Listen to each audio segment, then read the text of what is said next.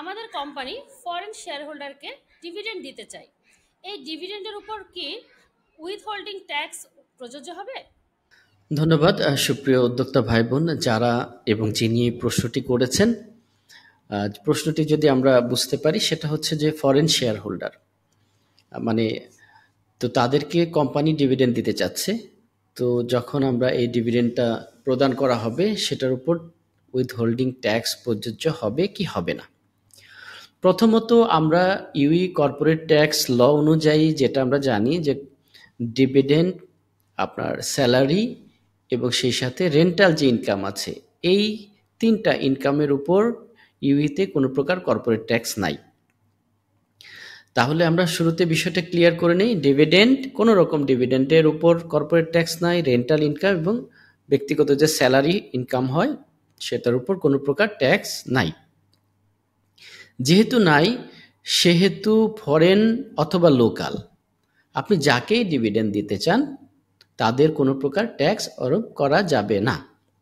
তাহলে বিষয়টা শুরুতে ক্লিয়ার হয়ে গেল আমাদের কাছে। আচ্ছা, তো এখানে যদি আরেকটু ব্যাখ্যামূলকভাবে আমরা বলি যে ফরেন শেয়ার হোল্ডার হোক, লোকাল শেয়ার হোল্ডার হোক, কাউকেই তো আমাদের ডিভিডেন্ড আমরা চার্জ করতে পারবো না।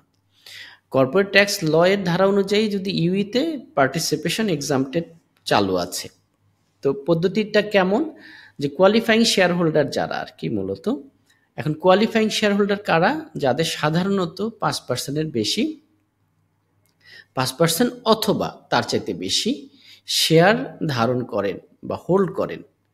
এখান থেকে প্রাপ্ত যে ডিভিডেন্ড থাকে সেই ডিভিডেন্ডটা এক্সাম্পট ইনকাম হিসেবে ধরা হয় কর্পোরেট ট্যাক্স ল অনুসারে।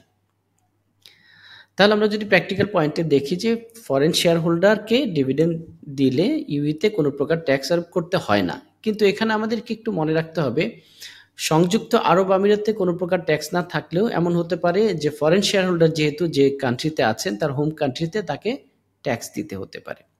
তো সেই ক্ষেত্রে ডবল ট্যাক্সেশন অ্যাভয়েডেন্স ট্রিটি যেটা আছে সেই ট্রিটি অনুযায়ী প্রযোজ্য হবে এবং সেই রুলস অনুযায়ী কাজ করতে হবে। তার এটা নিজস্ব দেশের বিষয়, যেহেতু ক্রস বর্ডার ডিভিডেন্ড, এই কারণে। বাট লোকালি যারা এখানে আছেন তারা ডিভিডেন্ডের উপর কোনো প্রকার ট্যাক্স দিতে হবে না। তো এটা এই দেশের জন্য প্রযোজ্য। তো আশা করি দুটো কনসেপ্টই বোঝা গেল, যে প্রথমত একদম এক বাক্যে না যে কোনো প্রকার ডিভিডেন্ডের উপর সংযুক্ত আরব আমিরাতে কোনো প্রকার কর্পোরেট ট্যাক্স নাই, এই হচ্ছে বিষয়। আপনার নিজস্ব লোকাল কান্ট্রিতে যদি ট্যাক্স থাকে সেই ক্ষেত্রে আপনার ডবল ট্যাক্সেশনের যে ট্রিটি আছে সেটা অনুযায়ী অ্যাপ্লাই হবে।